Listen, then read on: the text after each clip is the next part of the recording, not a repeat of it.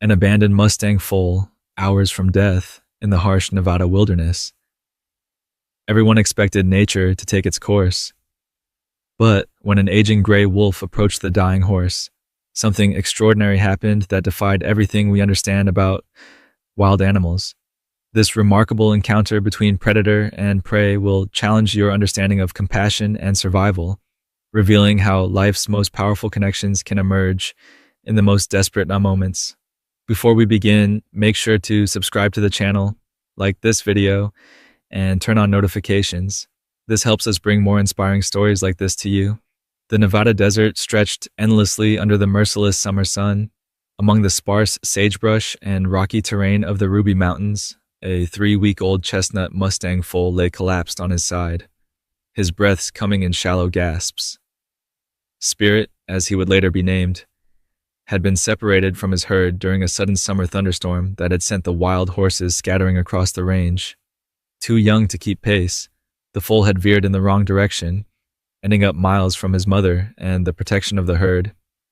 For 2 days, the young mustang had wandered, his small body quickly becoming dehydrated in the baking heat. His legs, still gangly with youth, finally gave out beneath him in a small depression near a dried-up creek bed. The foal's chestnut coat, once gleaming with health, was now dull and caked with dust. His eyes, glazed with exhaustion and fear, stared unseeing at the vast blue sky. Each breath seemed more labored than the last, his small ribcage rising and falling with diminishing strength. A quarter-mile away from the shadow of a rocky outcropping, a pair of amber eyes watched. Shadow, an aging gray wolf with a battle-scarred face and grizzled muzzle, had been tracking the foal's scent since dawn. At 12 years old, the wolf was ancient by wild standards. Once the alpha of a thriving pack, Shadow now lived alone, forced out by younger, stronger males. The old wolf's hunting days were largely behind him. His joints ached with arthritis, and one of his canine teeth was cracked, making clean kills increasingly difficult. He had survived recently on smaller prey and carrion. The dying foal represented an opportunity for an easy meal.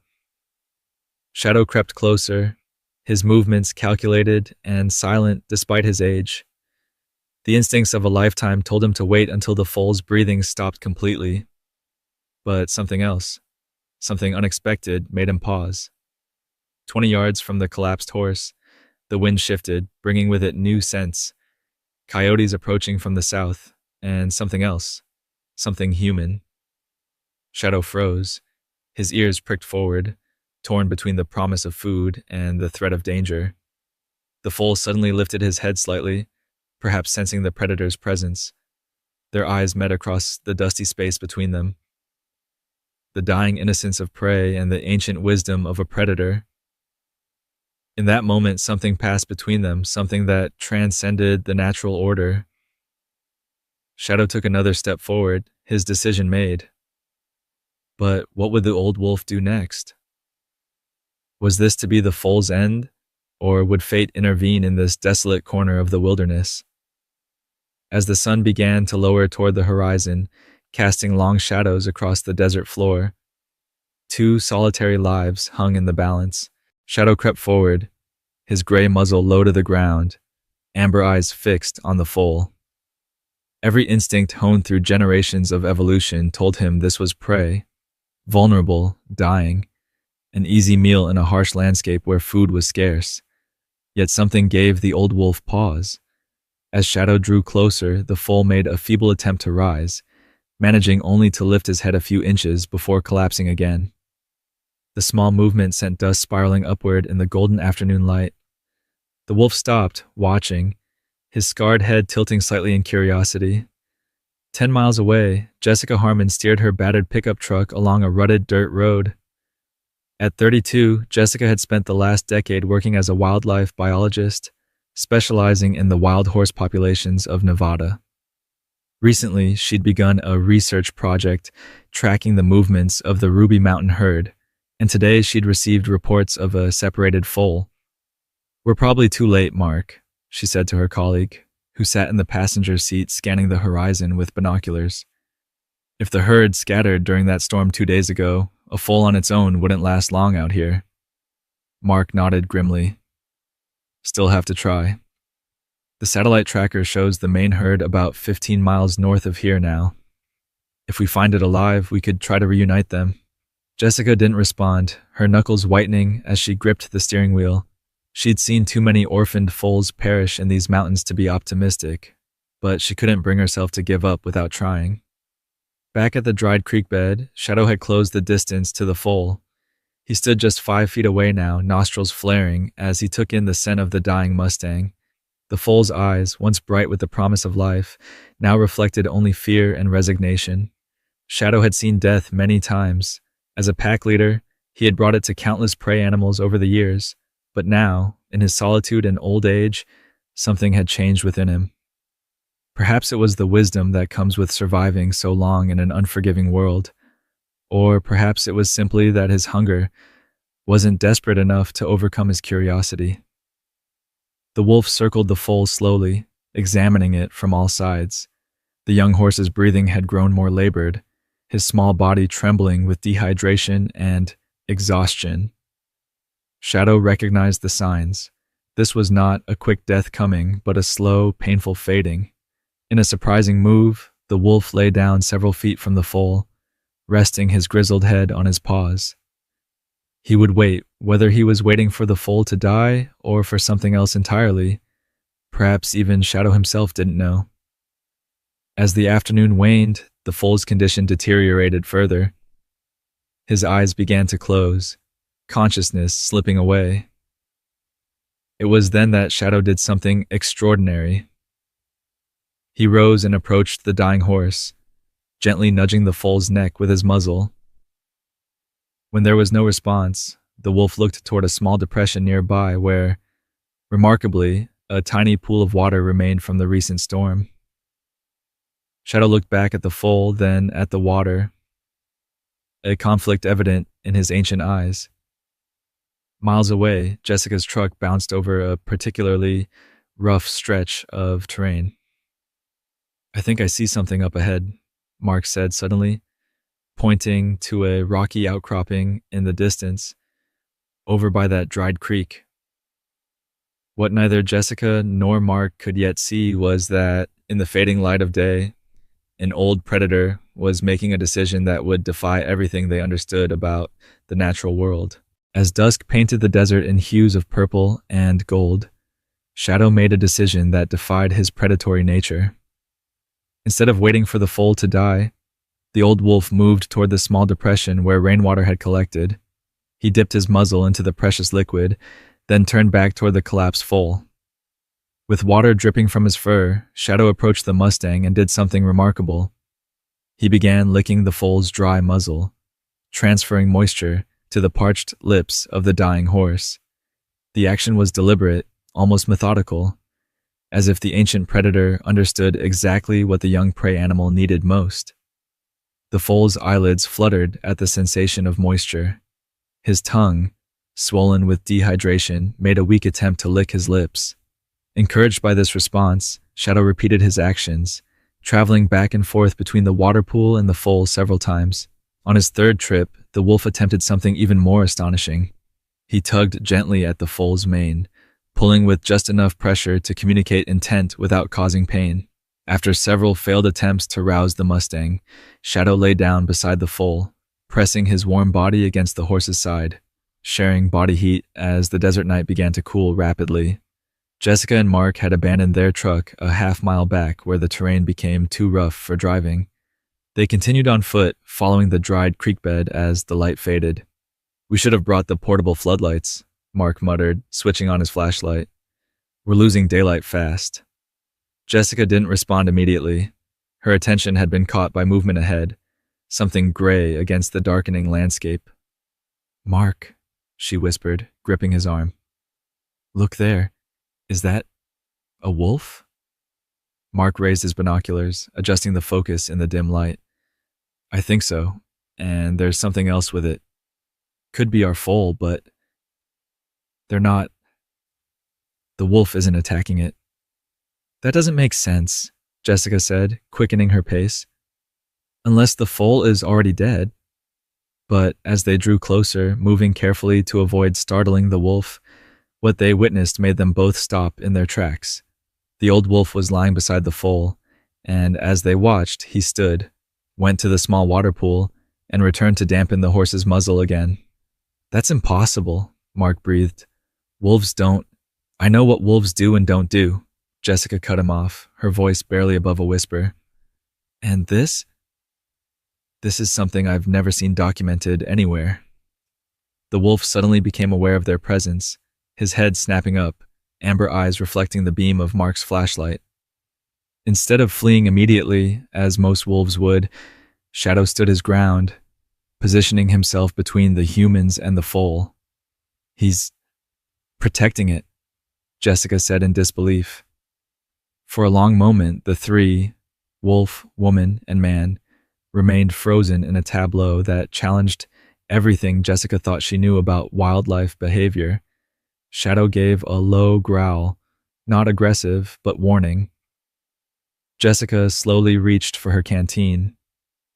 "Mark, I'm going to try something. Don't move." "Jess, that's a wild wolf. Don't." But Jessica had already taken a slow step forward. She unscrewed her canteen and poured some water into a small collapsible bowl she carried for field research. Moving with deliberate slowness, she placed the bowl on the ground and backed away. The wolf watched, muscles tense, ready to flee or fight. When Jessica and Mark had retreated several steps, Shadow approached the bowl cautiously, sniffed it, then looked back at the foal. What happened next would change the course of all their lives. The old wolf, instead of drinking himself, picked up the bowl carefully in his jaws and carried it to the dying foal. As night fell completely over the Nevada desert, the stars emerged to witness an alliance that transcended the ancient boundaries between predator, prey, and human. But would this fragile connection be enough to save the foal's life? The desert night grew cold as Jessica and Mark set up a temporary camp 20 yards from where the foal lay with his unlikely guardian. They worked quietly, erecting a small tent and unpacking emergency supplies, their movements careful and deliberate to avoid startling the wolf. "I've radioed for the mobile vet unit," Mark whispered, returning from a call on their satellite phone. "They can be here by morning with IV fluids and proper medical equipment. But honestly, Jess, I don't think the foal will make it through the night." Jessica nodded grimly as she filled another shallow bowl with water and added electrolytes from her field kit. The foal's condition was critical: severe dehydration, possible organ failure, and the desert's extreme temperature fluctuations all working against his survival. "What about the wolf?" Mark asked. "Clark won't be happy if we tell him we're trying to save a foal with a wild predator standing guard." "Clark isn't here," Jessica replied firmly, "and I'm not chasing that wolf away. Not after what we've seen." She approached slowly, bowl in hand, and set it down several feet from where Shadow lay beside the foal. The old wolf's eyes tracked her every movement, but he made no aggressive gesture. Jessica noted his appearance in the beam of her flashlight, the graying muzzle, scarred face, and slight limp as he rose to investigate the offering. "He's ancient," she murmured as she backed away. "Probably can't hunt effectively anymore. That might explain his behavior. He's adapted." Mark looked skeptical. "Wolves don't just stop being wolves, Jess. This goes against everything we know about predator behavior." Shadow picked up the bowl in his jaws and carried it to the foal, spilling only a little as he set it down near the mustang's muzzle. With gentle nudges, he encouraged the foal to drink.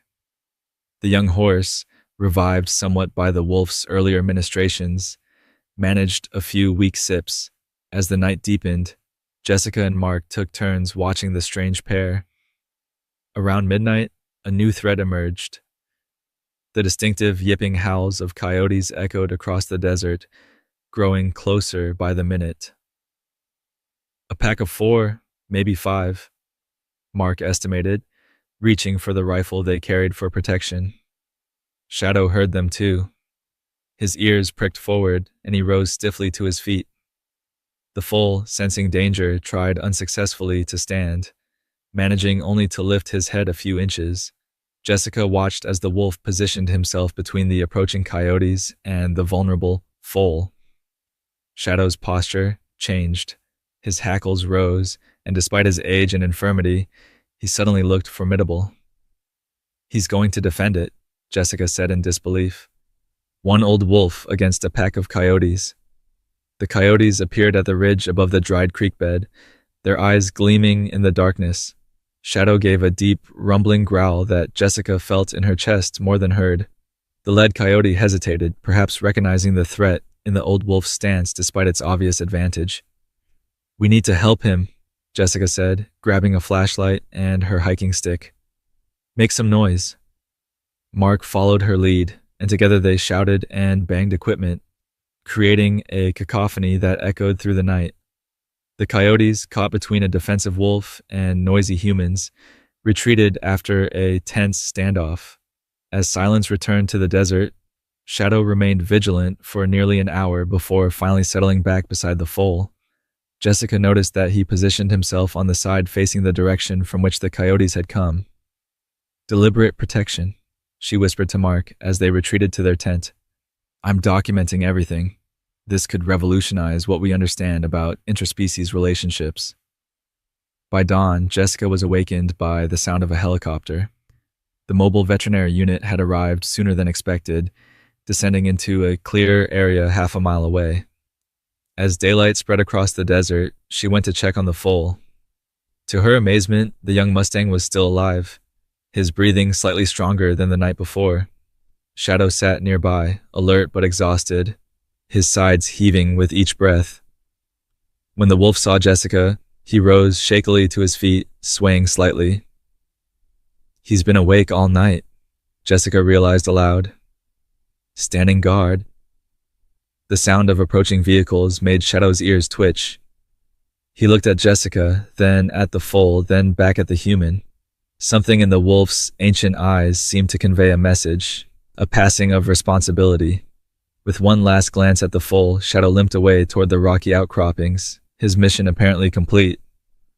Jessica watched him go, understanding dawning in her heart. The old wolf had done all he could. Now it was up to humans to continue what he had started. Jessica stood back as Dr. Elena Rodriguez, the lead veterinarian, worked quickly to assess the foal's condition. IV lines delivered vital fluids while monitors beeped steadily, creating a surreal juxtaposition of modern medicine against the ancient desert backdrop. "It's remarkable he's still alive," Dr. Rodriguez said, her experienced hands moving efficiently as she checked the foal's vital signs. Severe dehydration, malnourishment, and exposure to the elements. He should have died days ago. Jessica glanced toward the rocky outcropping where Shadow had disappeared. "He had help." Dr. Rodriguez looked up skeptically. "From a wolf? Mark told me, but I find it difficult to believe." "I recorded some of it," Jessica replied, pulling out her camera. "See for yourself." As the veterinarian team continued working on the foal, Jessica showed Dr. Rodriguez the footage she'd captured during the night. Shadow bringing water, lying protectively beside the foal, facing down coyotes. The video was grainy in the low light, but undeniable. "This contradicts everything we know about natural predator-prey dynamics," Dr. Rodriguez murmured, her scientific mind struggling to reconcile what she was seeing. "Have you shared this with anyone else?" "Not yet," Jessica replied. "I wanted to understand it better first." Their conversation was interrupted by a commotion among the team. The foal had begun to show signs of distress, his breathing becoming rapid and shallow. "His temperature's dropping," one of the technicians called out. "We're losing him." Dr. Rodriguez rushed back to the foal, barking orders to her team. "Warm fluids now, and get the thermal blankets from the chopper." Jessica stood helplessly as they fought to stabilize the young mustang. She found herself scanning the horizon, irrationally hoping to see the gray form of Shadow returning, as if the old wolf could somehow help where modern medicine was failing. In that moment of desperation, Jessica made a decision. She approached Dr. Rodriguez. "The wolf's scent," she said urgently. "The foal associates it with safety now. Can we try something unconventional?" The veterinarian looked skeptical but nodded. At this point, I'm open to suggestions. Jessica jogged quickly to the spot where Shadow had lain beside the foal through the night. Using a clean bandana, she gathered dirt and fur from the impression left by the wolf's body. Returning to the foal, she gently placed the scented cloth near his nostrils. The effect was subtle but immediate. The foal's breathing slowed slightly, and his muscles, which had been tense with stress, visibly relaxed. "Well, I'll be damned," Dr. Rodriguez murmured. "Keep that there." Throughout the morning, the team worked tirelessly. By noon, the foal had stabilized enough to be transported. They carefully loaded him into a specially designed sling and carried him to the waiting helicopter. "We'll take him to the Wild Horse Recovery Center in Carson City," Dr. Rodriguez told Jessica. "He'll have round-the-clock care there." Jessica nodded, her gaze drawn again to the rocky outcroppings. "I'd like to come, but there's something I need to do first." After the helicopter departed, with Mark accompanying the foal, Jessica grabbed her backpack and tracking equipment. Something compelled her to find Shadow, concern for his well-being, scientific curiosity, or perhaps something deeper she couldn't yet articulate. Following faint paw prints in the dust, Jessica tracked the wolf to a small cave in the rocks. She approached cautiously, calling softly, "Shadow? You in there, old man?" A low whine answered her. Jessica peered into the darkness to see the wolf lying on his side, breathing heavily. His eyes, when they met hers, held recognition but also resignation. The night's exertions had taken their toll on his aging body. Jessica settled at the cave entrance, keeping a respectful distance. "You did something impossible, she told him softly. "You saved that foal when everything in your nature should have told you to take advantage of an easy meal." "Why?" Shadow watched her with those ancient amber eyes that seemed to hold the wisdom of millennia. Of course, he couldn't answer, but as Jessica sat with him through the afternoon, she began to form theories. Perhaps it was his age, no longer driven by the urgent hungers of youth. Perhaps it was his solitude, separated from his pack, and seeking some form of connection. Or perhaps it was something deeper, something that transcended species. A recognition of suffering and a choice to alleviate it rather than exploit it. As evening approached, Jessica made another difficult decision. She called Dr. Rodriguez. "Elena, I need another favor. There's an elderly wolf here, the one who helped the foal. He's in poor condition. I think he may be dying." 3 weeks later, Jessica stood at the viewing window of the rehabilitation facility, watching as the chestnut foal, now named Spirit, eagerly gulped down his morning meal. His transformation was remarkable. Once on death's doorstep, he now pranced around his enclosure with the boundless energy of youth restored. "His blood work came back normal this morning," Dr. Rodriguez said, joining Jessica at the window. "No lasting kidney damage from the dehydration, which is honestly miraculous. I think we can start planning his reintroduction to the wild herd next month." Jessica nodded absently, her thoughts elsewhere. "And Shadow?" Dr. Rodriguez's expression softened. "Come see for yourself." They walked through the facility to a separate section designed for predator rehabilitation. Unlike the other enclosures that housed wolves injured by vehicles or human encounters, Shadow's space was unique. Larger, with a raised platform that overlooked an adjacent paddock. The old wolf was dozing in the morning sun when they approached. His condition, like Spirit's, had improved dramatically. Proper nutrition, medication for his arthritis, and dental work to repair his broken canine had restored some of his former vitality, though nothing could reverse his advanced age. "He spends hours up there," Dr. Rodriguez noted, pointing to the platform. "At first, we couldn't figure out why he was so fixated on that spot." Jessica smiled. "It overlooks Spirit's exercise paddock, doesn't it?" "Exactly. When we move the foal outside each afternoon, Shadow watches him like a helicopter parent." The staff started coordinating their schedules so the two could have visual contact daily. As if on cue, Shadow's ears perked up at the sound of their voices. He rose stiffly and approached the fence, his amber eyes finding Jessica immediately. "Hello, old friend," she greeted him, kneeling to be at eye level. "You're looking better." Shadow whined softly, pressing his nose against the fence that separated them. Jessica had visited regularly over the past weeks, and the wolf had grown to recognize and even anticipate her presence. "The board meets tomorrow to decide their futures," Dr. Rodriguez said quietly. "Spirit's path is relatively clear. Recovery, then reintroduction. But Shadow?" She let the thought hang unfinished. They both knew the complications surrounding the elderly wolf. Too habituated to humans now for release, but unlike other permanent residents who had been raised in captivity, Shadow had known a lifetime of freedom. "I've been thinking about that," Jessica said slowly. "What if there was a third option? Something that honors both his wild nature and the extraordinary connection he formed with Spirit?" Later that afternoon, Jessica presented her proposal to the facility's board of directors, a diverse group of wildlife experts, veterinarians, and conservation advocates. "What we witnessed in the desert wasn't just an anomaly," she explained, showing them her documentation and research. "It was an example of interspecies empathy that challenges our fundamental understanding of wildlife behavior." She outlined her plan, a special sanctuary where both Shadow and Spirit could live out their lives. Not fully wild, but not traditionally captive either. A place where their unique bond could be maintained while also serving as an educational opportunity. "The public is already invested in their story," Jessica continued. "The footage I captured has gone viral with over 10 million views. People are calling it a modern-day fable, the wolf who saved a horse instead of hunting it." After hours of deliberation, the board approved a modified version of Jessica's sanctuary proposal on a provisional basis. It wasn't everything she'd hoped for, but it was a start.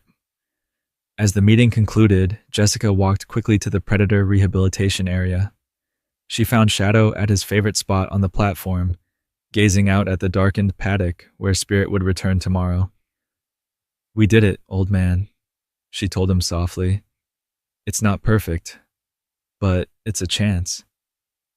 Shadow turned to look at her, his ancient eyes reflecting the soft security lights. In that moment, Jessica felt the weight of her promise to him, to honor the extraordinary choice he had made and ensure that his remaining time would hold meaning and dignity. 6 months later, the sanctuary had transformed from concept to reality. Nestled in a protected valley 30 miles from Carson City, Wild Crossroads Sanctuary occupied 50 acres of diverse terrain, open meadows, wooded areas, and rocky outcroppings that mimicked the natural landscape of Nevada. Jessica stood on the observation deck, clipboard in hand, making notes as she watched the extraordinary scene unfolding below. In the central meadow, Spirit, now a healthy yearling with a gleaming chestnut coat, grazed peacefully alongside 2 other rehabilitated mustangs who had been deemed unsuitable for wild release. And there, resting in the shade of a juniper tree just 20 yards away, lay Shadow. The old wolf had his own pack now, 3 other wolves with similar stories of human intervention and impossible returns to the wild. But Shadow remained unique among them, frequently separating from his canine companions to simply watch Spirit from afar. "Still maintaining their distance?" asked Dr. Rodriguez, joining Jessica on the deck. The veterinarian had become an integral part of the sanctuary's research team, her initial skepticism long since replaced by scientific curiosity. "Mostly," Jessica replied, "but we captured something remarkable on the overnight cameras. Let me show you." She pulled up footage on her tablet. The night vision video showed Spirit apparently having a nightmare, his legs twitching as he lay sleeping. The young horse suddenly startled awake, whinnying in distress. Within moments, a gray figure loped into frame, Shadow responding to the sound. The wolf approached cautiously, settled a few feet from the horse, and simply remained there until Spirit calmed and returned to sleep. "They're not friends in the way humans understand friendship," Jessica explained. They don't play together or seek physical affection from each other. But there's this awareness, this connection. Shadow still sees himself as Spirit's protector. That evening, during a fundraising gala for the sanctuary, Jessica was called away by an emergency alert. Horse thieves had targeted the sanctuary, and both Spirit and Shadow were missing. Search teams spread out across the property and into the surrounding wilderness. 2 hours later, they found an abandoned horse trailer 3 miles from the sanctuary. Wolf prints circled the trailer, and signs of a struggle were evident in the disturbed earth. Following the tracks, they found them in a small ravine, Spirit standing alert but calm, and Shadow lying on his side nearby, wounded but alive.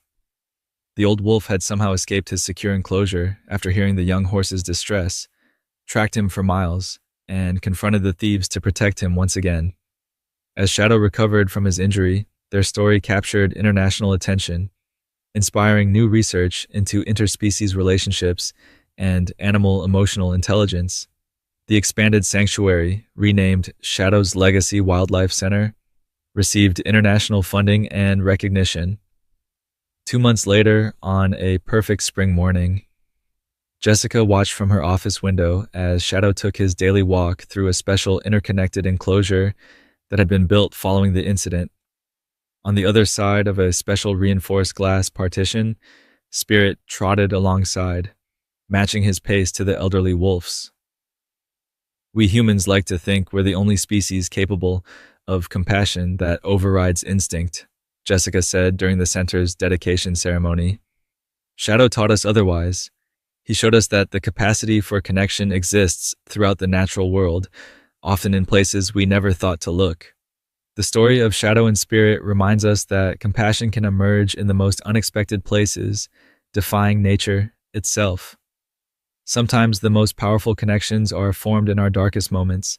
If this story touched your heart, hit that subscribe button right now and turn on notifications. We share inspiring animal stories every week that will change how you see the world. Leave a comment below sharing what moved you most, and help us reach even more animal lovers by sharing this video with someone who needs to hear it today. A police officer was chasing a lead on a stolen car when he froze mid-step. Across the cracked pavement of a forgotten parking lot, a pair of amber eyes locked onto his, and something deep inside him shattered. It was Axel, his retired canine, starving, dirty, abandoned. But how did a decorated hero end up like this? What Patrick Monroe discovered next would uncover a trail of betrayal, hidden files, and a truth that would shake an entire system.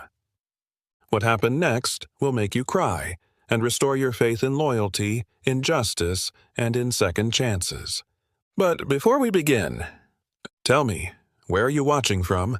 Drop your country in the comments. I'd love to see how far Axel's story travels.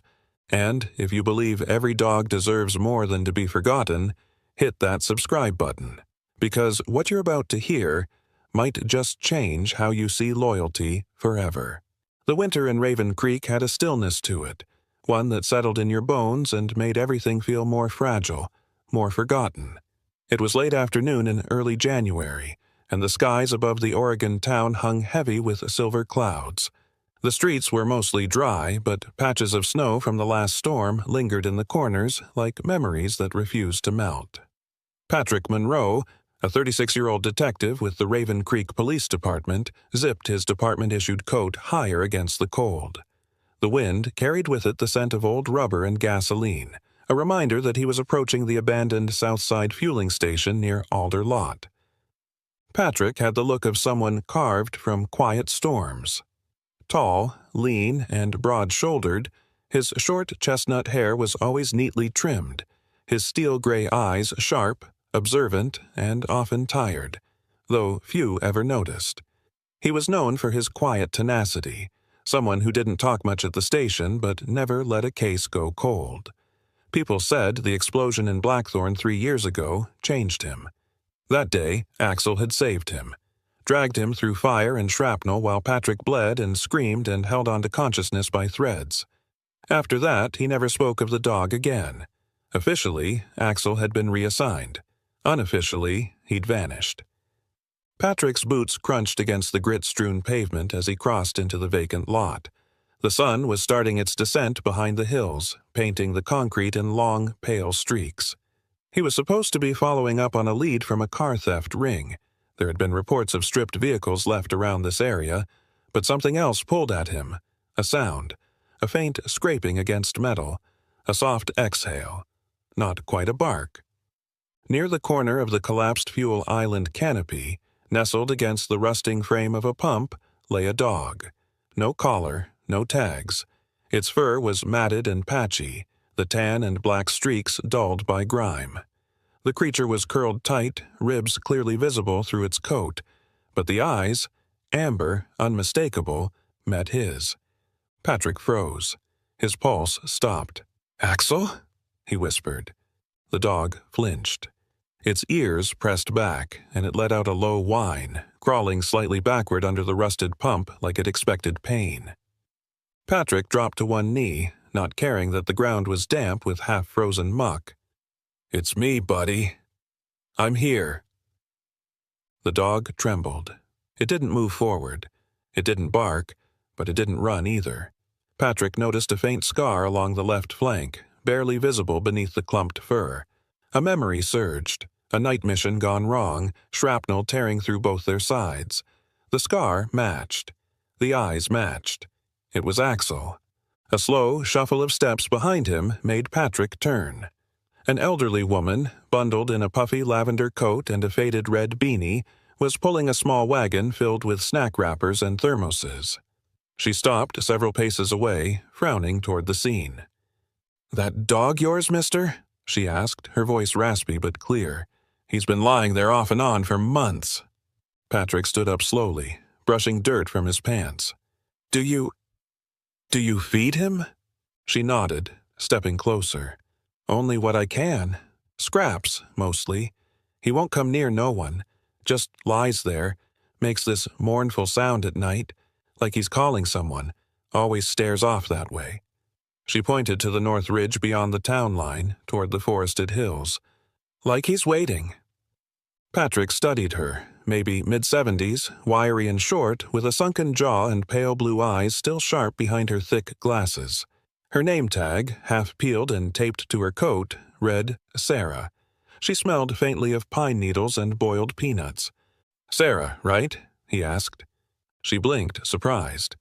"That's me. I'm Detective Patrick Monroe. This dog, he's not a stray. He used to be my partner, a K9 named Axel." Sarah tilted her head, her gaze narrowing. "Partner? He's military or police?" "Police," Patrick said, his voice tightening. "He saved my life once." Sarah sighed and looked back at the trembling dog. "Well, I'll be damned." For a long moment, the silence between them was filled only with the soft moan of a winter wind pushing through the twisted metal above them. Sarah rubbed her hands together, her gloves fraying at the fingertips. "You planning to take him?" she asked. Patrick hesitated. "If he'll come with me, yes. He's not safe here." She didn't answer right away. Instead, she leaned down and slowly unpacked something from the wagon, a half-eaten sandwich wrapped in wax paper. She knelt beside Patrick, her movements stiff, and gently set the sandwich just within Axel's reach. "He won't take it from my hand," she muttered. "Not anymore." They waited. Slowly, hesitantly, Axel stretched his neck forward, sniffed the food, and took a bite. He didn't growl. He didn't flinch. Patrick watched him, emotions crashing over him like the tide. How long had Axel been out here? How had no one noticed? "I know he's yours," Sarah said quietly, watching Patrick's face. "I can see it. But you better do right by him. He's been through something real bad." "I will," Patrick said. "Thank you for what you've done. Truly." She nodded, but her expression remained guarded. "I've seen men say things like that, seen them leave when it got too hard. You don't strike me as one of those, but you'd better not prove me wrong." Patrick crouched again and gently extended his hand. "Axel," he whispered. "Come on, boy. Let's go home." The dog looked at him. For a second, something flickered behind those tired eyes, a faint pull of recognition. But Axel didn't move. Not yet. Patrick stayed there, kneeling in the fading light, determined not to rush him. He knew recovery wouldn't be measured in minutes or even days. He would wait, as long as it took. Patrick drove with one hand on the wheel and the other resting gently on the tattered blanket wrapped around Axel. The cruiser's heater hummed weakly, casting a low warmth over the two of them as the snow began to fall, soft, hesitant flakes melting the moment they touched the windshield. Axel was curled up in the back seat, too thin for the padded seats, head resting on his paws. His eyes remained open but distant, blinking slowly like a veteran haunted by ghosts he couldn't name. The streets of Raven Creek blurred past. Bare trees lined the sidewalks like hollow sentinels, and the faint yellow glow of the police station peeked through the dusk ahead. Patrick turned into the station's private garage and killed the engine. For a moment, he just sat there, fingers clenched around the key. Inside his modest office, Patrick laid a thick towel on the floor beside the radiator and gently guided Axel onto it. The dog's legs trembled, but didn't resist. Patrick crouched beside him, brushing away bits of frozen dirt from the fur. That's when he saw it, a glint of metal beneath the matted hair at Axel's neck. He reached for it gently. A collar. Faded, frayed leather, almost black from grime. Attached to it by a rusted ring was a narrow rectangular tag, military style, but smaller. The engraving had been worn down, perhaps intentionally. Patrick squinted under the desk lamp's glow. Most of the numbers were illegible, except a faint trace of 4 digits near the edge. K92871. His chest tightened. "Hang on, buddy," he murmured. "We're going to figure this out." He opened his computer, logged into the Raven Creek PD system, and typed the number into the K9 database. Nothing. He tried cross-referencing old case files, deployment rosters, and handler pairing archives. Still nothing. Then he tried the internal transfer logs. Dead end. Finally, he accessed the restricted retirement registry, a list of all K9s reassigned or discharged over the past decade. The list loaded slowly, sorted by serial numbers. Patrick scrolled. K9 2870. K9 22872. There was no 22871. He sat back, staring at the screen. Axel's file wasn't just buried. It had been erased. A knock interrupted his thoughts. He turned. Standing in the open doorway was a woman with short auburn hair pulled into a messy bun, wire-rimmed glasses perched low on a sharp nose, and a lab coat slightly too big over a faded forest green sweater. She carried a black medical bag and a clipboard tucked under one arm. "Megan," Patrick exhaled with relief. "Thanks for coming." Dr. Megan Hale was a local vet in Raven Creek, but more importantly, Patrick's old classmate from university. Once fiercely ambitious, Megan had abandoned plans to work with pharmaceutical labs in Portland after her brother's suicide 5 years earlier. Since then, she'd moved back to care for her aging mother and ran a small clinic that specialized in trauma and rescue cases. She had the kind of demeanor that mixed clinical precision with gentle empathy, a woman who could stitch up a mangled paw while whispering lullabies to a trembling animal. She stepped inside, her boots squeaking softly on the linoleum. "I got your text. Is this the dog you were talking about?" Patrick nodded toward Axel. Megan crouched, assessing him without touching. "God," she whispered. "He looks ancient." "He's only 8, Patrick said. 7 when I last saw him. That was 3 years ago." Axel lifted his head weakly and stared at her, his tail thumping once before settling again. "May I?" Megan asked. Patrick nodded. She knelt closer and began her examination, gloved hands pressing gently along Axel's rib cage, checking his pulse, lifting his lip to examine the gums. Dehydrated, severely underweight, scar tissue on his flank. "These marks here, those aren't just from neglect." Patrick frowned. "What do you mean?" She looked up, eyes darkening. "There are bruises healing in patterns. Repetitive, consistent. This one, rib damage, probably from a blunt object. These lacerations on his back legs? They look like wire, tight wire. He wasn't just living rough. Someone restrained him. Patrick's jaw clenched. So he didn't just wander off and get lost. No, Megan said quietly. He was hurt, abused, deliberately. He rose from his chair and paced, every muscle in his body wired with anger. His records are gone, scrubbed from the system. Axel was retired and reassigned after I got injured. I begged to adopt him, but they said he'd be sent to a secure facility. Megan paused. Did they ever tell you where? No, and now it's like he never existed. She stood, brushing off her gloves. Then maybe it's time we started asking who had the authority to make that decision. Patrick didn't answer right away. He looked down at Axel, the dog now sleeping lightly, his breaths shallow but steady. You know, Megan said, softer now, I've seen this kind of thing before. Not often, but rescue dogs, retired service animals, sometimes they vanish. Sometimes they're sold off. Cheap labor, underground security contracts. It's supposed to be illegal, but who's tracking it? Who cares when it's just a dog? Patrick looked at her sharply.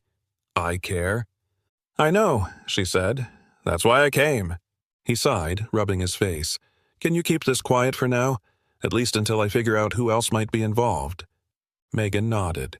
Of course, I'll log a private record under a false ID for now, but he needs antibiotics, food, warmth, and someone to trust again.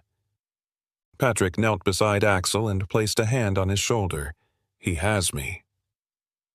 Outside, the snowfall thickened, covering the town in a hushed, white blanket.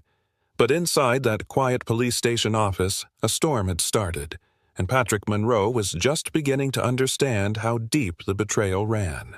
The next morning, Raven Creek woke beneath a dull, gray sky and a curtain of sleet that clung to everything like regret. Patrick arrived at the precinct early, the cold biting through his coat as he climbed the stone steps. He hadn't slept much. Axel had spent the night curled tightly in the corner of the living room, occasionally twitching or letting out a low, breathy whimper. Patrick had sat with him until almost dawn, reading old case notes aloud like bedtime stories, hoping the sound of his voice might anchor the dog to something safe. The precinct's archive room smelled of old paper, dust, and coffee stains. Fluorescent lights buzzed overhead, flickering every few seconds like a bad memory. It was tucked in the basement of the building, behind a dented metal door with a sign that read, Records, Authorized Personnel Only. Inside, rows of beige filing cabinets stretched wall to wall, their metal drawers labeled in faded ink and masking tape. Patrick knew this room well. He had once spent 3 straight days down here solving a cold case involving a string of arson fires. But today, he wasn't looking for a criminal. He was looking for a ghost. He moved past the main drawers and stopped at the corner shelf marked K9, Retired Assets, Archived. It was a forgotten section, wedged between old desk chairs and a box of rusted badges from the 90s. The boxes here were dusty and bent, stacked unevenly as though they'd been rifled through without care. He pulled the one labeled 2018 to 2020. Inside, yellowing folders with color-coded tabs rested in a fragile order. He flipped through until he found a form with handwriting he recognized. His own. K9, Axel, Monroe, Patrick, deployment log. But there was a sticky note attached, scribbled in thick red marker. Transferred, gray line defense. Patrick's breath hitched. He hadn't seen that name in years. Gray line defense. Back when he was recovering from his injuries, rumors had floated through the department about retired dogs being outsourced to private security companies instead of being adopted out. He remembered a few officers voicing concern, but nothing ever came of it. Contracts were sealed, records were kept above clearance, and the issue faded as newer problems emerged. He scanned the document, but there was no address, only a company name, a faded contact number, and the initials SM next to the handler reassignment note. No one he knew. Back upstairs in his office, Patrick dialed the number, but all he got was a robotic voice. This number is no longer in service. Figures. He looked up the business registry database and typed in Gray Line Defense. The result came up instantly. Gray Line Defense Solutions. Status: inactive. Registered office closed 18 months ago. The listed address was in a nearby industrial park, 15 miles out of town. Patrick scribbled it down. Even if the building was abandoned, it might still hold records, or answers. As he leaned back in his chair, his phone buzzed. A message from Megan. "Got a minute? Just remembered something that might matter." Patrick texted back and invited her over to the precinct. 15 minutes later, Megan walked into his office, brushing snow off her coat and clutching a travel mug of something that smelled like clove tea. "I brought bribes," she said with a small smile, handing him the mug. Her eyes were tired, but alert. "What did you remember?" he asked. She sat down and rested her hands on her knees. "It was about 3 years ago. I got a call from someone who said they were with a federal relocation initiative for canine units. They asked me to come to a warehouse outside of town to administer sedatives to a group of dogs that had behavioral issues." Patrick's brow furrowed. "What kind of warehouse?" "Old, isolated, big loading dock, no markings. Inside were at least 10 dogs, all muzzled, caged. They didn't look like strays. They had military-style tattoos on their ears. One of them even had a scar near his eye like he'd been in an explosion." "You remember where this was?"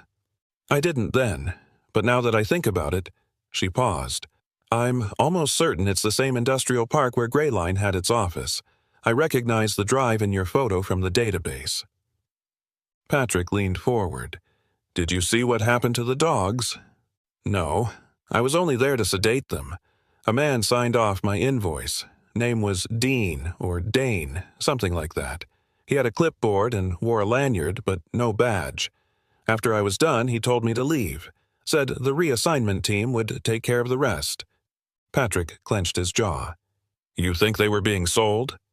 "I don't know, but they weren't being adopted, that's for sure." For a few seconds, neither of them spoke.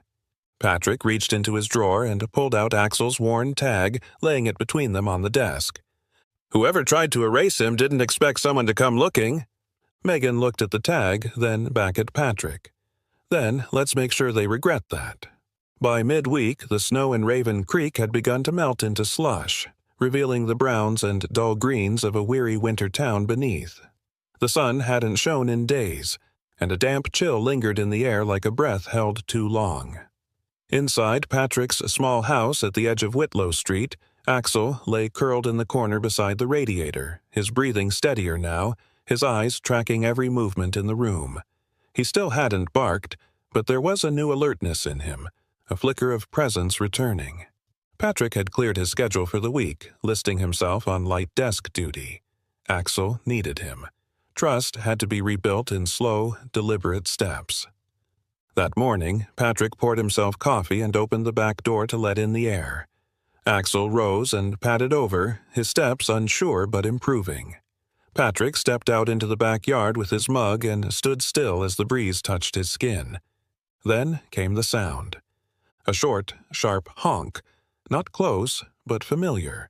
Axel froze. His tail dropped, ears flat. Then he bolted, ducking under the porch table and squeezing himself under the bench. He didn't whimper. He just growled. Low, deep. Patrick's stomach twisted. It wasn't fear, it was memory.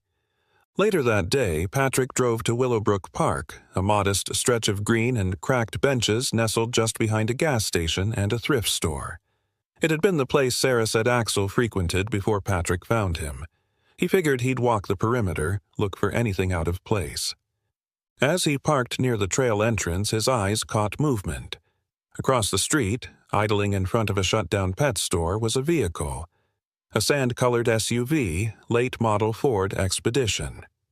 Its paint job was dull and evenly dusty, with no license plate on the front and only a partially obscured one in the rear. Tinted windows. The engine was running, exhaust puffing in rhythmic clouds. Patrick narrowed his eyes and leaned back into the shadows of the cruiser. He watched. The SUV remained still for several minutes. Then, slowly, the driver's door opened. A man stepped out. He was tall, easily over 6 feet, with a lean frame clad in a gray tactical jacket, plain jeans, and worn black boots. His posture was oddly stiff, military in its rigidity. But what struck Patrick most wasn't the way the man moved. It was how little of him could be seen. A black beanie covered his head. A medical-grade mask shielded the lower half of his face. He wore gloves, thin leather ones, the kind worn not for warmth but concealment. The man lit a cigarette with precise motion, took 2 slow drags, and then got back into the car. No phone, no talking, just watching.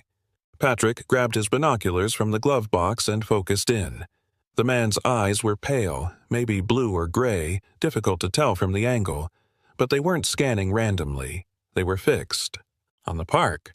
And on the corner near the broken bench, exactly where Patrick had found Axel. A few minutes passed before the SUV backed up and turned onto a side road, disappearing behind the old lumber yard. Patrick started the car and tailed him. He kept a full block behind, lights off. The SUV drove aimlessly through town, never speeding, never stopping long. Just enough to stay moving, as if the driver wanted to remain close to something, or someone, but didn't want to be noticed. Eventually, the SUV turned into an alley behind the Fairway Motel on North Platte. It parked beneath a broken light near the rear dumpsters. The motel was known for 2 things in Raven Creek: transient workers and people who didn't want to be found. Patrick pulled into the diner across the street and waited. 10 minutes, then 20. No one exited the vehicle again. Patrick returned home, his head spinning. That night, he told Megan about it over the phone. "You think he's watching Axel?" she asked. "I think he's watching the place Axel used to go," Patrick replied, "which means he knows the dog survived." "Could it be someone from Greyline?" Megan's voice was tense. "Or someone who knows where Axel was before I found him." They were quiet for a while, the hum of static filling the space between their thoughts. Then Patrick remembered Axel's reaction to the horn earlier. He went to his desk drawer and took out a small black speaker. He scrolled through a list of car horn sounds on a public database and hit play, quietly, on each. At the 4th tone, a short, sharp dual pitch, Axel flinched from his spot near the heater. His tail went between his legs, and he scurried under the table again, whining low. Same sound as the SUV. Patrick clicked off the sound and knelt by the bench. "It's okay, boy. He's not here." Axel didn't move. Patrick sat there with him for a long time, hand resting gently on the dog's back. His mind swirled not just with rage, but dread. This wasn't over. Someone was looking for the dog, someone who wasn't ready for Axel to be found. It was just past 2 a.m. when Patrick parked his unmarked cruiser half a block from the rusted gate leading into the derelict industrial zone. The freezing fog curled low across the cracked asphalt, swirling around the empty loading docks like a silent warning. Raven Creek slept under a blanket of mist and cold, but Patrick's pulse was hot in his veins. He had told no one, not Megan, not dispatch. If someone was watching Axel, then waiting for backup would only leave tracks behind. This had to be done quietly. He walked the last 100 yards in silence, cutting across a patch of dead grass and broken pallets. Warehouse 14 loomed ahead, an aging concrete structure with a corrugated steel roof partially collapsed on the far side. Most of the windows were shattered, and the door locks rusted through. But it wasn't the decay that concerned Patrick. It was the silence. A kind of deliberate stillness, as if the place had secrets it wasn't ready to give up. He knelt by the side entrance where a steel panel hung crookedly from its hinges. With one final glance around the yard, he slipped inside. The smell hit him first. Old rust, mold, and something else. Sharper, antiseptic. The air was colder inside than out, as if the concrete walls still remembered what they were used for. Patrick's boots echoed faintly as he moved through the dark with only his flashlight cutting a narrow path ahead. He passed through a hallway flanked with empty shelves, toppled filing cabinets, and torn shipping boxes. But deeper inside, near the back loading area, he found it. Rows of large steel cages, Some still locked, others collapsed into twisted heaps. The floor beneath them was stained, some spots darker than others, and old food bowls were scattered across the ground, some still bearing flakes of dried kibble. A thick iron chain was bolted to one wall, frayed rope dangling from its end. Patrick's chest tightened. This wasn't storage, it had been a holding site. As he scanned the room, he spotted a desk against the far wall, partially buried beneath a plastic tarp. He pulled it off, revealing a filing box, a cracked monitor, and a stack of laminated labels. He opened the box, and there it was. Manifests. Shipping records, not just for dogs, but listed under codes like Asset Type, Canine, Retired, Working, and Destination, MNV-23, KS-15. Each entry included vague company names and false handler IDs. One sheet, folded and tucked into the back of the folder, had a list of 10 dogs, all marked Sent with a date next to each, and Axel's ID, K9-U-22871. Next to it, another name, Handler, assigned W. Dunlow. Patrick didn't recognize it. He reached further into the box and pulled out a water-stained envelope. Inside was a set of photos. Most were surveillance-type images. Dogs in cages, one or two on leashes next to men in black jackets. But the last photo made Patrick freeze. It was Axel. Stronger, heavier, his fur cleaner, but unmistakably Axel. He was standing at attention beside a man in a gray jacket and dark gloves. The same build and posture as the one Patrick had seen with the sand-colored SUV. The man's face was mostly obscured, turned away from the camera. But what chilled Patrick wasn't the image. It was the note scrawled in red ink on the back. The job's not finished yet. He turned the photo over again and studied it. Axel looked focused, alert, but his eyes weren't the same. They were tense, narrowed, fearless, but resigned, like a soldier with no choice left. Patrick carefully bagged the documents and photos, taking extra care not to leave prints behind. Then, before leaving, he swept through the rest of the space one more time, checking behind crates and in the side offices. In a back room, tucked beneath a broken metal locker, he found one last clue, a shipping slip dated 2 years prior, showing the transfer of 6 K9 units to a facility in Missouri. The sender company's name was scratched out and rewritten in marker. Gray Line West Division, temporary intake. But the return address had no suite, no contact, just a P.O. box. It was enough to confirm it. Gray Line had been trafficking canines through this warehouse.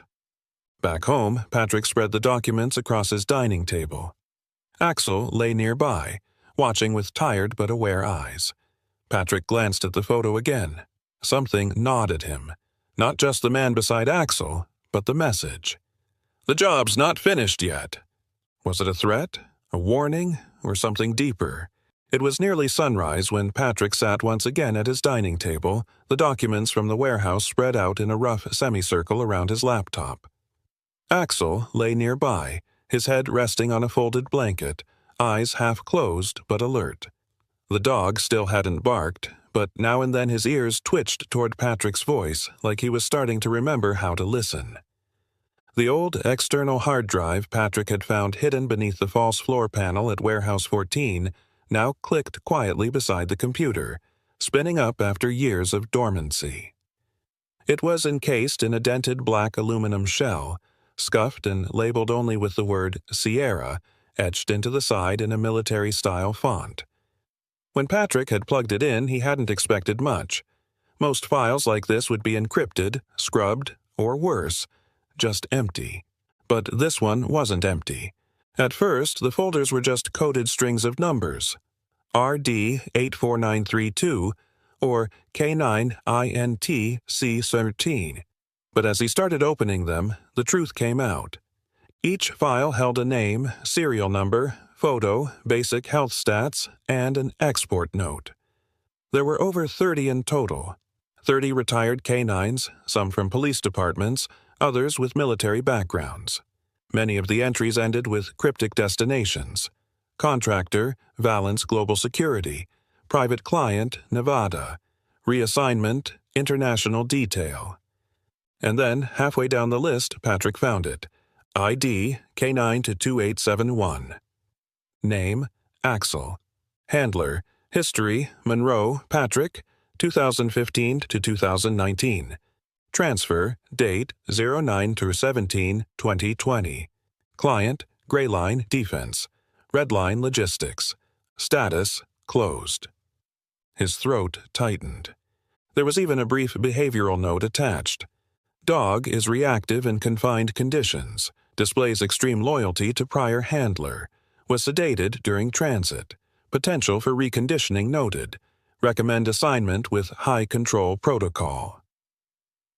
Reconditioning. The word made Patrick's blood run cold. These weren't just adoptions. They were forced repurposing. Dogs taken from their units and sold to private security networks like old weapons, stripped for parts. The last few folders included what appeared to be invoice PDFs, signed under false names. Each one had a scan of a generic contract with initials and a line item marked K9 Asset, Retired, next to a payment of $800 per dog.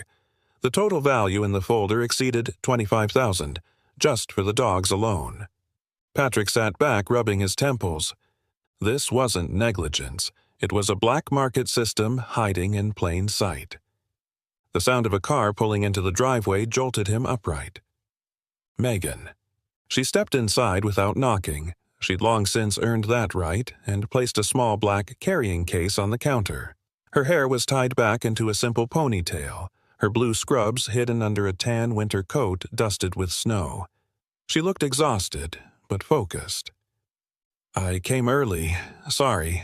Couldn't sleep after last night," she said, nodding toward the papers. "What did you find?" Patrick motioned her over. "See for yourself." She scanned the files, her brow furrowing deeper with every scroll. "Oh my God," she whispered. "These were all sold. How does no one know?" They scrubbed the records. Every trail leads to a company that no longer exists or has merged under a different name. She looked over at Axel, who was watching them with calm but wary eyes. "He's lucky," she murmured. "I don't think he feels that way," Patrick replied.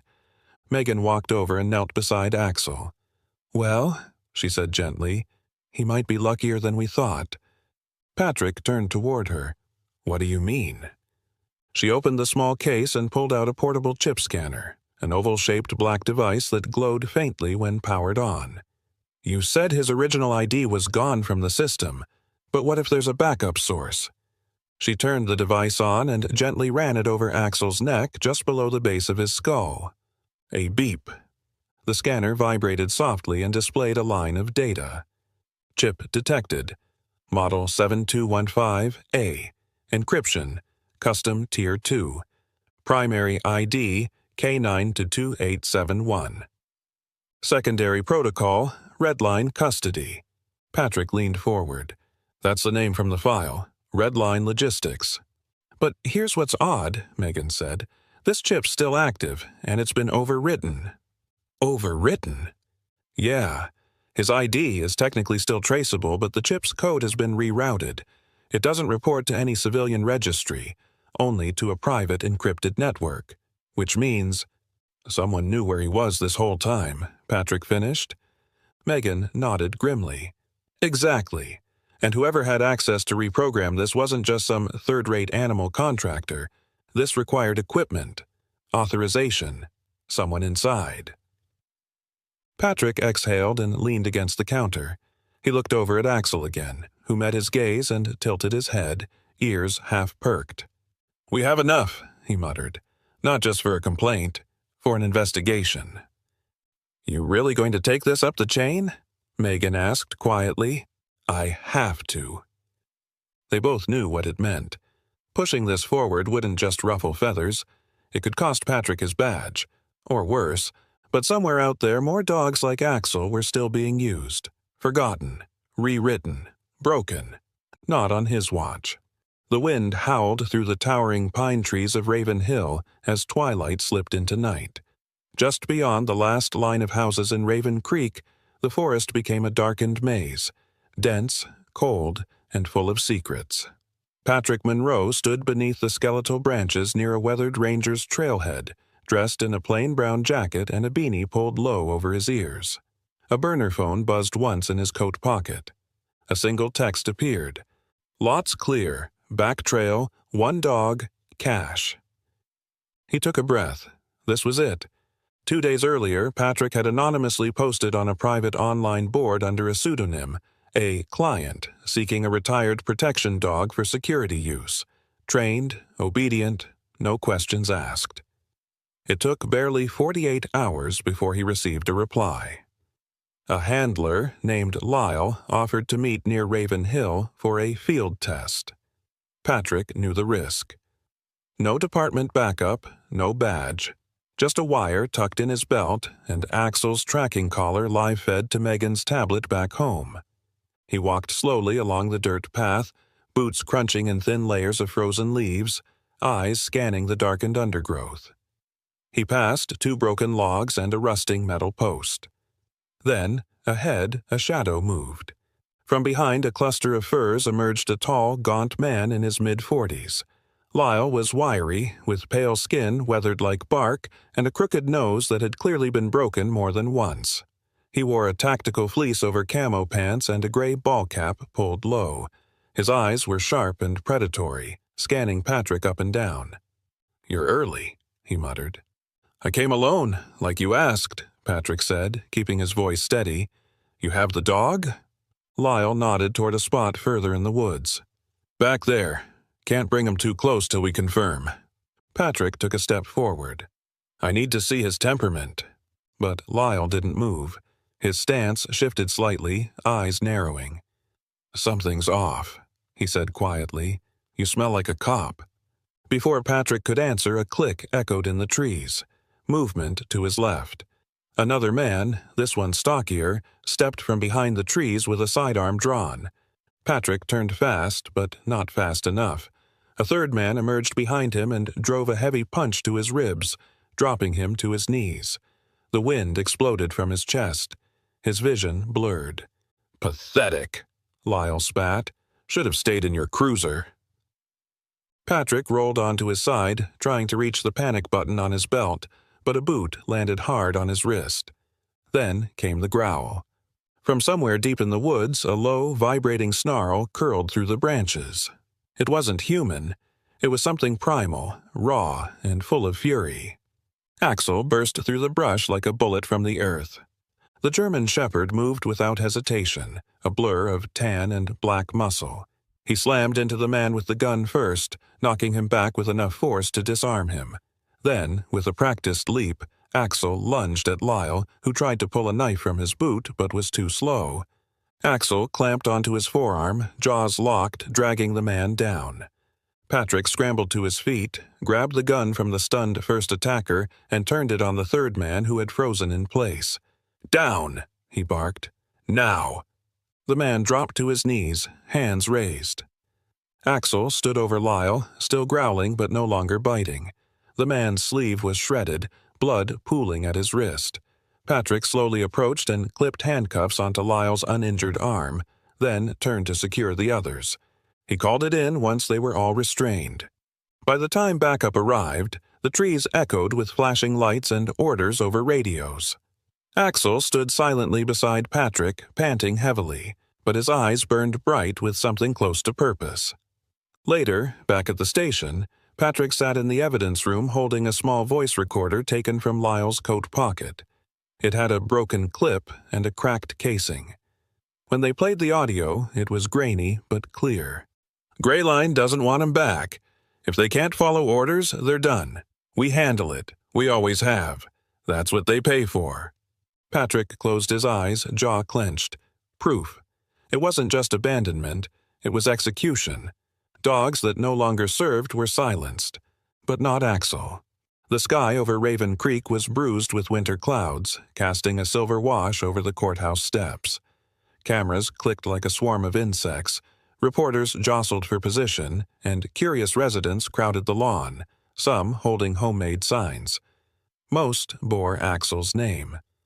One little girl in a pink wool hat held up a sign that read, "You saved him. Now he saves others."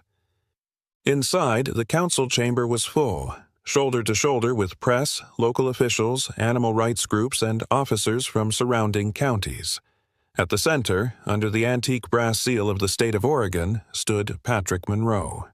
He wore his dress blues, but the badge on his chest had been re-engraved. No longer just detective. Now it read, VKOP Commander, K9 Justice Division. Beside him sat Axel, wearing a ceremonial black vest with a golden K9 emblem. The scars along his flank were still faintly visible through his fur, a quiet testament to all he had endured. But his posture was tall, ears alert, eyes focused, like the soldier he once was and still remained. Patrick stepped to the microphone. His voice, though steady, carried the weight of years. 3 months ago, I found Axel in a parking lot. Starving, shaking, left for dead. I thought I was saving a single dog, but what I found was something much larger. What I found was betrayal. The room held its breath. He pressed a remote, and the large monitor behind him lit up. A series of documents appeared. Transfer logs, doctored medical forms, reconditioned chip data, and finally, the voice recording recovered from Lyle's jacket during the Raven Hill sting. Greyline Defense was not only outsourcing retired canines, they were selling them off. Some went to private firms overseas, some to unlicensed security contractors, and those deemed too difficult to retrain, they were listed as disposed. The names came next. Patrick read them aloud. Wendell Dunlow, former handler supervisor. Kyle Mercer, transport coordinator. Judith Rawls, private investor in Redline Logistics. Anthony Park, contract veterinarian. All arrested under sealed warrants 2 nights earlier. All now facing charges that included racketeering, falsification of public documents, interstate animal trafficking, and aggravated cruelty. They didn't just betray these dogs, Patrick continued. They betrayed the badge. They betrayed trust. He paused. And they nearly erased Axel.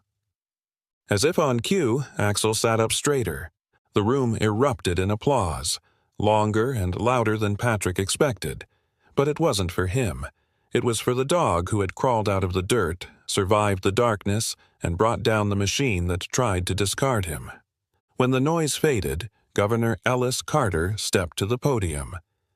Governor Carter was a tall, lean man in his late 50s with a composed face and thoughtful eyes. He had once been a federal prosecutor, known for exposing corruption in private prisons. Today, he held a silver medallion shaped like a star in one hand and reached gently toward Axel. K9 Axel, he said clearly. In honor of your courage, your service, and your survival, I present to you the Medal of Valor. You stood between justice and silence. You will never be forgotten. Axel didn't flinch. He leaned forward, sniffed the governor's hand once, then sat back down, calm as stone. A few officers near the front saluted. Later that night, the Monroe house was quieter than it had been in weeks. Megan sat curled on the couch with a hot cider in her hands, wearing her flannel hoodie and watching Tango snore beside the fireplace. Tango, the Belgian Malinois with the cloudy eye, had already claimed the rug as his territory. Roscoe, the older shepherd mix with the crooked ear, had crawled under the coffee table and refused to come out since arriving. But today, for the first time, he'd wagged his tail when Megan entered the room. Patrick sat on the floor, back against the couch, with Axel stretched beside him. The room smelled faintly of grilled chicken, pine wood, and warm flannel. On the wall above them, a new frame had been mounted. Inside was Axel's badge, next to a plaque that read, Justice for Retired Canines. They served with loyalty. We honor with action. I still can't believe it's over, Megan said softly. Patrick didn't look away from the fire. It's not over, not for the others, but it's a start. She glanced at him. How many dogs were rescued so far? 27, he said. 5 still in critical care. We're reuniting 2 with their original handlers next week, and 6 were adopted by officers from other precincts. And Axel? Patrick looked down. Axel was dozing peacefully, his breathing deep and steady. He's staying right here, Patrick said, till his last day. Megan smiled and nodded. On the table lay the next wave of files, tips from anonymous sources, locations of suspected transport facilities, and a growing list of supporters. Since the press conference, donations had poured in from across the country. Veterans, police departments, civilians, even school children. One fifth-grade class in Vermont had sent Axel a care package with tennis balls, biscuits, and a hand-drawn note. Thank you for being brave. But Patrick knew that this campaign wasn't about fame or medals. It was about memory, about duty, about making sure that no one ever buried their past in a cage again. That night, just before midnight, Patrick stepped onto the porch with Axel at his heel. The snow had begun again, light and soft, blanketing the trees in stillness. The world felt gentler somehow. Behind him, Tango and Roscoe lay curled near the hearth, safe and warm. He looked down at Axel. "You ready to rest, partner?" Axel turned his head slightly, then gently bumped Patrick's leg with his nose. They stood together, man and dog, beneath the dark sky speckled with stars, silent, steady, and no longer alone. Sometimes the world forgets the silent ones, the ones who served, who loved, who waited. But even when the system failed him, Axel held on. He didn't give up, and just when his hope should have run out, something changed. Maybe it was chance, maybe it was courage, or maybe it was grace, because when no one else was looking, God was. Through one man's decision to stop, to care, to fight, justice found a way. Not just for Axel, but for so many like him. And that's the miracle. Not lightning from heaven or voices in the sky, but people, ordinary people, who choose love over silence, action over comfort, hope over fear. So if you believe in second chances, if you believe that even the smallest life matters, if you believe God places the right souls in our path for a reason, then let this story be your reminder. Heroes don't always wear badges. Sometimes they walk on 4 legs and carry scars. And sometimes the miracle is simply being seen. Drop a comment below and type Amen if this story touched your heart. Pray with us for every forgotten soul to be found and every loyal heart to be honored. And if you believe in this message, share it. Help someone else believe again. Subscribe to our channel for more stories that prove love still wins. And may God bless you wherever you are, whoever you are. Amen.